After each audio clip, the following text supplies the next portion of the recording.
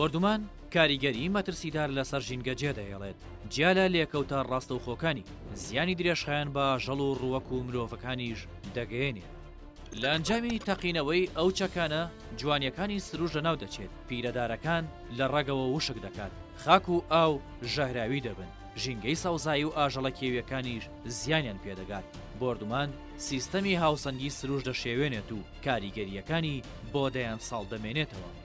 لە کاتێکدا پرسی ژینگە و کاریگەری بۆردومان لەلایەن چەند ڕێکخراوێکی جیهانیەوە لێکۆڵینەوەی لەبارەوە کراوە، بەڵام تاکو ئێستا ئەو لێکۆڵینەوانە لە ئاستی پێویستدا نەبوون، نەتوانراوە لەو ڕێگەیەوە کارێکی جدی بکرێت بۆ دانانی یاسایەک و قەدەغەکردنی بۆردومانەکان. دەوڵەتی تورکیا ڕۆژانە بە سووتاندن و بڕینەوەی دارستانەکان جینۆسایدی ژینگەیی لە سەر باشووری کوردستان بەڕێوە دەبات. زەویە کشتوکاڵیەکان بەهۆی بۆردومانەکانەوە دەسووتێن و دار و درەختەکانیش دەبڕنەوە. بەپێی لێدوانی سەرۆکی دەستەی ژینگە لە ماوەی کەمتر لە 9 ساڵدا نزیکەی 100 ملیۆن دۆنم دارستان بەهۆی هێرش و بۆردومانی دەوڵەتی تورک و ئێرانەوە سوتاون.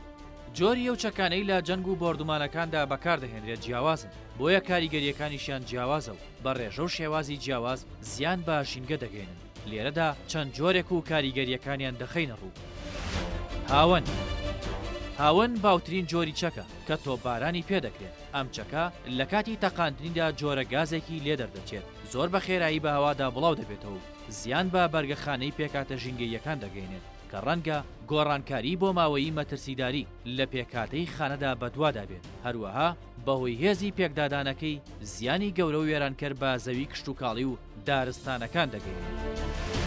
چەکە سووتێنەرەکان.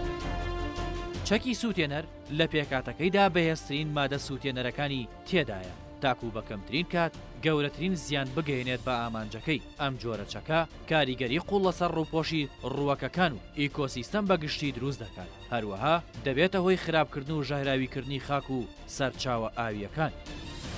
بۆمبی گەرمی.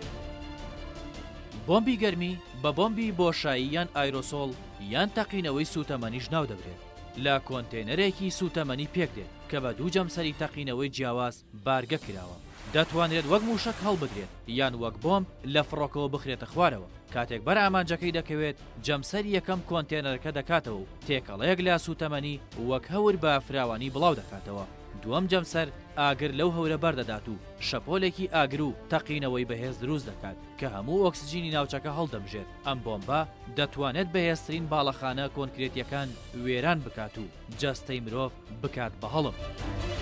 چەکی بایۆلۆجی. چەکی بایۆلۆجی کاریگەری زیانبەخشی لەسەر ئیکۆسیستەم هەیە. ژەهر، ڤایرۆس یان بەکتریایان تێدایە، دەبێتەوەی کوشتن یان کەمەندامکردنی مرۆڤەکان، هەروە ئاژەڵ و ڕووەکەکانیش دەکوژێت و لە ناویان دەبات. بڵاوکردن و بەرکەوتن بە چەکی بایۆلۆجی بڵاوبوونەوەی لا ژینگەدا ڕاستەوخۆیان ناڕاستەوخۆ کاریگەری لەسەر ئاژەڵە کێویەکان دروست دەکات، بە تایبەت ئەو ئاژەڵانەی کە سەرچاوی خۆراکیان ڕووەکە. کاریگەری چەکی جەنگی بایۆلۆجی وەک کەوتنی پولەکانی دۆمینەیە بە دوای یەکدا. لە کاتی بەرکەوتنی هەرکامێک لە پێکهێنەرەکانی ژینگە ئەوە لە تەواوی ئیکۆسیستەمدا بڵاو دەبێتەوە. بڵاوکردنەوەی ئەم جۆرە چەکە کاتێکی کەمی پێویستە، بەڵام بۆ کەمکردنەوە یان بنبڕکردنی لێکەوتەکانی پێویستی بە چەندین ساڵ و بودجەیەکی زەبەلا هەیە. چەکی کیمیایی یەکێکە لە جۆرەکانی چەکی کۆمەڵکوش کە هەر یەک لە چەکی بایۆلۆجی و ناوکی و تیشک دەگرێتەوە و بەکارهێنانیان بەپێی یاسای نێودەوڵەتی قەدەغەکراوە. چەکی کیمیایی کۆمەڵێک گاز و ژاری کوشندەیە بە جۆرە هاشیەوە ئاڕاستە دەکرێت، لەوانەش لە ڕێگای تۆپی دوورهاوێش، هاوەن و موشک و کاتوێشاو، نارنجۆکی دەستی و مین و بۆمبی فڕۆکە، هەندێک جار بە شێوەی پرژاندن لە ئاسمانەوە یان لە ڕێگەی چەکی ئاگر پرژێنەوە بە شێوەی شل، گاز، مادەی ڕق. هەروەها زیاتر لە 70 جۆری کیمیایی تۆمار کراوە. چەکی کیمیایی کاریگەری خراپی لەسەر مرۆڤ و گیانلەبەرەکان هەیە و دەیان کوژێت. لە ڕێگای کاریگەری ڕاستەوخۆ لەسەر جەستەیان جگە لە زیانە مرۆیەکانی زیانی گەورەی ژینگەیی لێ دەکەوێتەوە. کاریگەری خراپ و درێژخایەن لەسەر ڕەگەزە ژینگەیەکانی ئاو و هەوا و خاک جێدەهێڵێت. چەکی ناوەکی ئەتۆم. چەکی ناوکی چەکێکی وێرانکەری بەهێزە، لە ئەنجامی کارلێکی گەردیلەوە پەیدا دەبێت و تیشکی کوژەر و مەترسیدار بڵاو دەکاتەوە کە هێزی بۆمبێکی بچووکی ناوکی سەدان جار گەورەتر دەبێت لە هێزی گەورەترین بۆمبێکی ئاسایی کە لە باروت و تێنتی دروست کرابێت. ئافسەرێکی خانەنشینکراوی دەوڵەتی تورک لە 23 ئازاری 2022دا لە چاوپێکەوتنێکی تەلەڤیزیۆنیدا باسی لە چەکی ناوەکی تاکتیکێکی سوپای تورکیا کردووتی چەکی ئەتۆمی تاکتیکێکی بە بۆمبی ئەتۆمی هەژمار ناکرێت و لەلایەن سوپاوە بەکاردێت. ئەو ئەفسەرە باسی لەوەش کردووە لە دوایین هێرشی تورکیا لە مانگی نیسانی ئەم ساڵ دەستی پێکردووە لە زاپ و ئاڤاشین چەکی ناوەکی تاکتیکیان بەکارهێناوە.